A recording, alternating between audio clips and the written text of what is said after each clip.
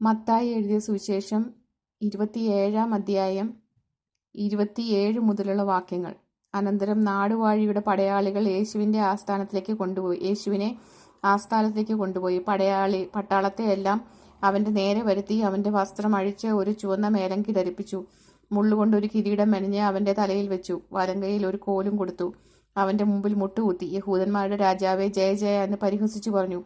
പിന്നെ അവന്റെ മേൽ തുപ്പി കോലെടുത്ത് അവന്റെ തലയിൽ അടിച്ചു. അവനെ പരിഹസിച്ചു തീർന്നപ്പോൾ മേലങ്കി നീക്കി അവന്റെ സ്വന്തം വസ്ത്രം ധരിപ്പിച്ചു ക്രൂശിപ്പാൻ കൊണ്ടുപോയി. അവർ പോകുമ്പോൾ ശീമോൻ എന്നു പേരുള്ള കുറേനക്കാരനെ കണ്ടു. അവന്റെ ക്രൂശ് ചുമപ്പാൻ നിർബന്ധിച്ചു. തലയോടിടം എന്നർത്ഥമുള്ള ഗോൽഗോൽഥ എന്ന സ്ഥലത്ത് എത്തിയപ്പോൾ അവന് കയ്പ് കലങ്ങിയ വീഞ്ഞു കുടിപ്പാൻ കൊടുത്തു. അത് നോക്കിയാറെ അവന് കുടിപ്പാൻ മനസ്സായില്ല. അവനെ ക്രൂശിൽ തറച്ച ശേഷം അവർ ചീട്ടിട്ട് അവന്റെ വസ്ത്രം പകുത്തെടുത്തു. അവിടെ ഇരുന്നു കൊണ്ട് അവനെ കാത്തു. യഹൂദന്മാരുടെ രാജാവായ യേശു എന്ന അവന്റെ കുറ്റസംഗതി എഴുതി അവന്റെ തലയ്ക്ക് മീതെ വെച്ചു.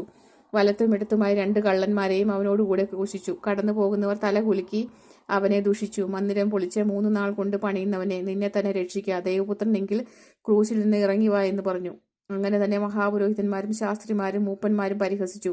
ഇവൻ മറ്റുള്ളവരെ രക്ഷിച്ച് തന്നെത്താൻ രക്ഷിപ്പാൻ കഴിയുകയില്ല. അവൻ ഇസ്രായേലിന്റെ രാജാവാകുന്നു എങ്കിൽ ഇപ്പോൾ ക്രൂശിൽ നിന്ന് ഇറങ്ങി വരട്ടെ. എന്നാൽ ഞങ്ങൾ അവനിൽ വിശ്വസിക്കും. അവൻ ദൈവത്തിൽ ആശ്രയിക്കുന്നു. അവന് ഇവനിൽ പ്രസാദമുണ്ടെങ്കിൽ ഇപ്പോൾ വിടുവിക്കട്ടെ. ഞാൻ ദൈവപുത്രൻ എന്ന് അവൻ പറഞ്ഞുവല്ലോ എന്ന് പറഞ്ഞു. അങ്ങനെ തന്നെ അവനോടുകൂടി ക്രൂശിച്ചിരുന്ന കള്ളന്മാരും അവനെ നിന്ദിച്ചു. 6-ാം മണിനേരം മുതൽ 9-ാം മണിനേരം വരെ ദേശത്ത് എല്ലാം ഇരുട്ടുണ്ടായി. ഏകദേശം 9-ാം മണിനേരത്ത് യേശു ഏലി ഏലി ലമ്മ ശബക്താനി എന്ന് ഉറക്കെ നിലവിളിച്ചു. എൻ്റെ ദൈവമേ, എൻ്റെ ദൈവമേ, നീ എന്നെ കൈവിട്ടത് എന്താ എന്നർത്ഥം.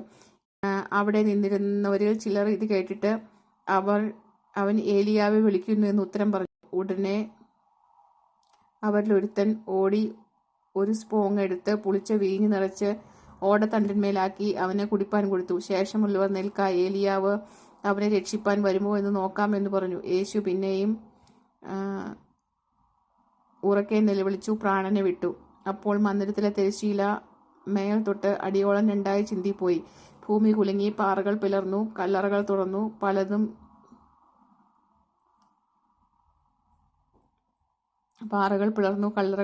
നിദ്ര പ്രാപിച്ച വിശുദ്ധന്മാർ ശരീരങ്ങളിൽ പലതും ഉയർത്തെഴുന്നേറ്റു. അവനെ പുനരുത്ഥാനത്തിന്റെ ശേഷം കല്ലറകളെ വിട്ട് വിശുദ്ധ നഗരത്തിൽ ചെന്ന് പലർക്കും പ്രത്യക്ഷനായി. ശതാധിപനും അവനോടുകൂടെ യേശുവിനെ കാത്തു നിന്നവരും ഭൂകമ്പം മുതലായി സംഭവിച്ചത് കണ്ടിട്ട് അവൻ ദൈവപുത്രൻ ആയിരുന്നു സത്യം എന്ന് പറഞ്ഞു. ഏറ്റവും ഭയപ്പെട്ടു. ഗലീലയിൽ നിന്ന് യേശുവിനെ ശുശ്രൂഷിച്ചുകൊണ്ട് അനുഗമിച്ചു വന്ന പല സ്ത്രീകളും ദൂരത്ത് നിന്ന് നോക്കിക്കൊണ്ടിരുന്നു. അവരിൽ മഗ്ദലക്കാരത്തി മറിയയും യാക്കോബിന്റെയും യോസയുടെയും അമ്മയെ മറിയയും സെബദി പുത്രന്മാരുടെ അമ്മയും ഉണ്ടായിരുന്നു. സന്ധ്യയായപ്പോൾ അരിമത്തിക്കാരനായ യോസഫ് എന്ന ധനവാൻ താനും യേശുവിന്റെ ശിഷ്യനായിരിക്കാൽ വന്നു. പിന്നെ പീലാത്തോസിന്റെ അടുക്കൽ ചെന്ന് യേശുവിനെ ഏൽപ്പിച്ചു കൊടുപ്പാൻ കൽപ്പിച്ചു. യോസഫ് ശരീരമെടുത്ത് നിർമ്മല ശീലയിൽ പൊതിഞ്ഞ് താൻ പാറയിൽ വെട്ടിവെച്ചിരുന്ന തൻ്റെ പുതിയ കല്ലറയിൽ വെച്ച് കല്ലറയുടെ വാതിൽക്കൽ ഒരു വലിയ കല്ലുരുട്ടി വെച്ചിട്ട് പോയി. കല്ലറയ്ക്കെതിരെ മഗ്ദലക്കാരത്തി മറിയയും മറ്റേ മറിയയും ഇരുന്നിരുന്നു. ഒരുക്കനാളിന്റെ പിറ്റേ ദിവസം മഹാപുരോഹിതന്മാരും പരീശന്മാരും പീലാത്തോസിന്റെ അടുക്കൽ ചെന്നുകൂടി.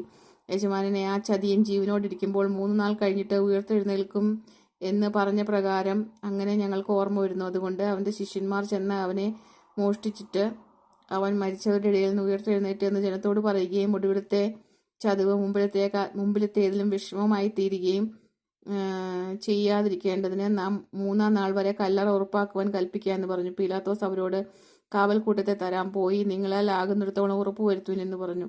അവർ ചെന്ന് കല്ലിന് മുദ്ര വെച്ച് കാവൽക്കൂട്ടത്തെ നിർത്തി കല്ലറ ഉറപ്പാക്കി.